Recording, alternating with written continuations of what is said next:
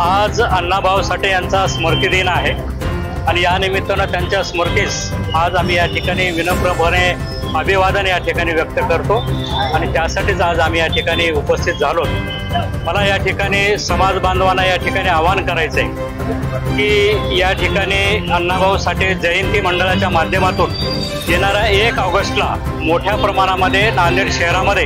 या ठिकाणी वेगवेगळ्या कार्यक्रमाचं आयोजन या ठिकाणी करण्यात आलेलं आहे। समाजातल्या विविध घटकांना या ठिकाणी सोबत घेऊन या ठिकाणी मोठ्या प्रमाणामध्ये हा जयंती उत्सव या ठिकाणी साजरे होत असताना सर्वांनी हा कार्यक्रम यशस्वी करण्यासाठी आपलं योगदान द्यावं, आपली उपस्थिती लावावी आणि आपण जयंतीचा उत्सव मोठ्या प्रमाणात आपण या ठिकाणी साजरे करावा अशा पद्धतीचं मी आवाहन या ठिकाणी लोकांना करतो। अबाकडे आरक्षण वर्गीकरणासाठी मातंग समाज बांधवांच्या वतीने खूप मोठा असा लढा उभारलेला आहे। तर त्या अनुषंगाने सध्या मुंबई या ठिकाणी पावसाळी अधिवेशन सुरू आहे। नांदेडच्या कोणत्याही आमदारांनी अबाकडे आरक्षण वर्गीकरणाचा मुद्दा उपस्थित केलेला नाही, त्याबद्दल समाज बांधव म्हणून काय सांगा? नाही, आता आमदाराने कोणी काय बोललं मला त्या संदर्भात या ठिकाणी कल्पना नाही, परंतु समाजाच्या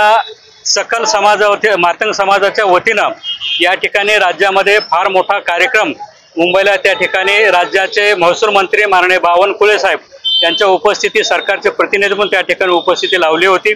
आणि त्या अनुषंगानं या ठिकाणी समाजाच्या रेट्यामुळं या ठिकाणी सह्याद्री गेस्ट हाऊस मुंबई येथे मागील महिन्यामध्ये मला तारीख आता मला आठवत नाहीये,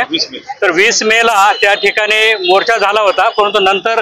आदरणीय राज्याचे मुख्यमंत्री माननीय फडणवीस साहेब यांच्या उपस्थितीमध्ये अत्यंत पॉझिटिव्ह अशा पद्धतीची बैठक मुंबईला झाली आणि त्या बैठकीचं फलित लवकरच आपला सर्वांना या ठिकाणी दिसून येईल आणि मातंग समाजाच्या लढ्याला लवकरच यश येईल अशा पद्धतीचं मला या ठिकाणी आशावाद वाटतो।